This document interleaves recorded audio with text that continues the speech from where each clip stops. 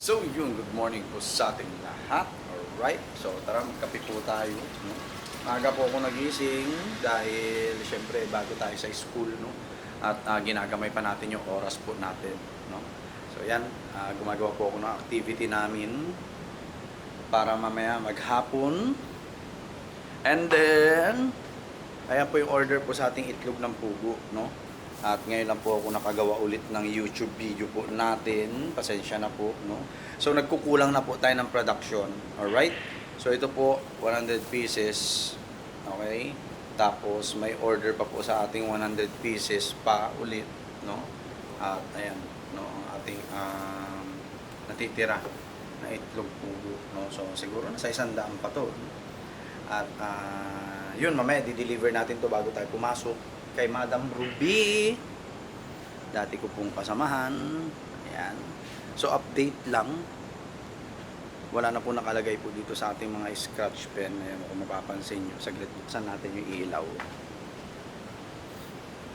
Buksan natin yung ilaw. Nasaan ba siya? Ito. Ayan. Right? Tara. Yan, kung mapapansin nyo po yung mga scratch pen po natin ay wala na pong laman, no? At nalinis na rin po natin yung ilalim niyang mga yan. Yan, wala na pong laman, no? Naka-ready na po yan. Linis na rin yung ilalim niyan, wala nang dumi, no? So, wala na po nakalaman dito. I-ready na po natin to para sa brooder po natin, no? Ayan, no? So, yun, dami na natin nakikita itlog, no? So, dito tayo. Yan. Kasi medyo nahihirapan po akong magpakain, magpainom pag individual yung breeders natin nando doon, no? So ang ginawa ko po, itong growing pen number 1, puro layers po natin, no? Tapos yung growing pen number 2, andi dito po yung mga breeders natin. Meaning may lalaki at babae po diyan, no? So ayun po sila. Tara silipin natin kung makikita nyo. Yan. Yung mga dark colored po. Ayan, oh, yan, isang yan.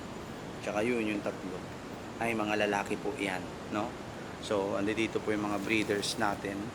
At kung maririnig nyo, naghuhuni yung mga lalaki, no? Parang tumitilao. Ayun, no? So, yun po yun. Okay? So, may mga itlog na naman. Ayun, no? So, yan. By July, August, ay mag-i-start na po tayo mag-load ng mga quail eggs dito sa ating incubator at makapagpapisa po tayo, no? Kasi talagang kulang na po ako sa production, no? Kulang na po tayo sa production. Tapos gagamitin din natin 'yan, DIY incubator natin, pero hindi na natin pupunuin, no? Hindi na natin pupunuin. And then pag napisa po yung mga quail eggs at naging sisiw na, diyan na po natin sila ilalagay. Ayan, no? Diyan na po natin sila ilalagay. Para at least naka-ready na po tong brooder natin, no? Naka-ready na po tong brooder natin. And then, kumikita naman tayo, no? Medyo malaki-laki na ang kinikita natin. Hindi pa nauubos yung isang sako natin ng Pilmeco na quail egg, lay eggs.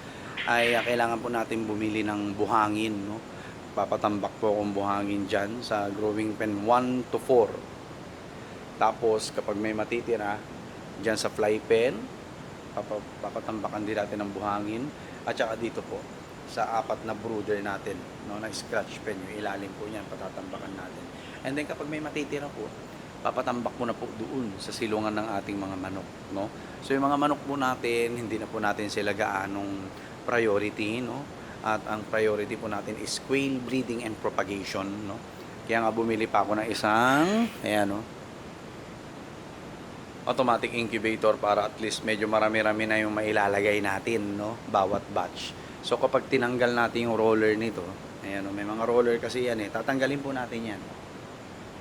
Pag tinanggal po natin yung roller niyan, nasa 250 plus, no, na itlog ang mailalagay natin sa isang automatic incubator. So 250, sabihin mo ng 450 to 500 eggs ang mailalagay po natin diyan. Tapos dito po sa DIY incubator natin, nasa 400 plus po, no? Or nasa 400 plus, pero hindi lalagpas ng 450, no? So marami-rami. Nagkukulang po sa po kasi tayo sa sa production, no?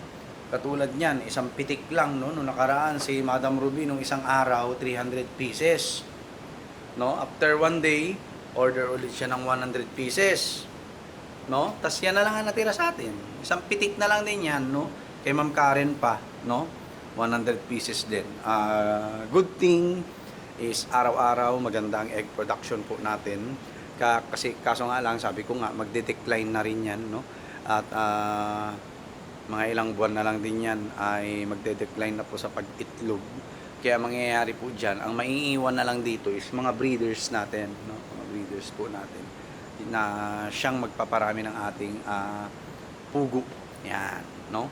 So, yun yung breeding program po natin, no? Next year pa natin maiaayos yan, no? So, breed tayo ng April, May. By June, nangingitlog na yan. Magaganda na ang quality ng itlog.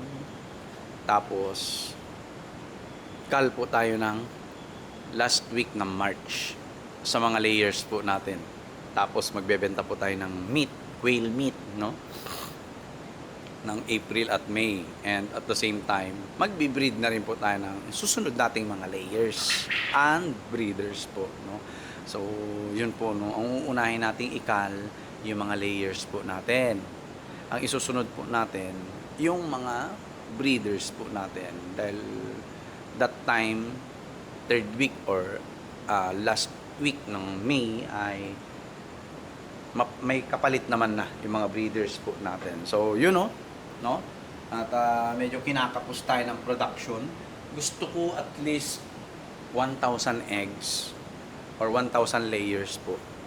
Nga lang hindi kakayanin ng ating facility, no? So 100, 400 lang yan.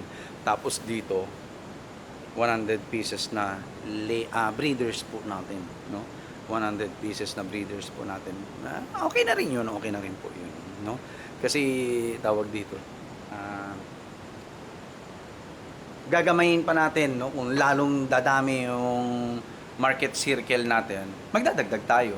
Pero kung hindi madadagdagan yung market circle natin at naka-fix sa 500 eggs ang collection at delivery natin, focus muna tayo doon, no? Paunti-unti na lang tayo mag-a-add, no? Kung nadadagdagan yung production, market circle po natin. Alright, so yun lang po, no? At magpe-prepare na rin po ako ng mga gamit ko. God bless po sa ating lahat. At hopefully po ay please mag-subscribe po kayo sa YouTube channel ko. At meron din po tayong Facebook contents, no? Pa-follow na rin po. Maraming salamat. At hindi po ito magiging posible, no, na kumikita na tayo kay FB Meta, no? Kung hindi po dahil po sa inyo, no? So pag minsanin muna natin yung video po natin ngayon para at least hindi naman mabakante po yung YouTube channel po natin. Alright, so yun lang po. God bless po sa ating lahat.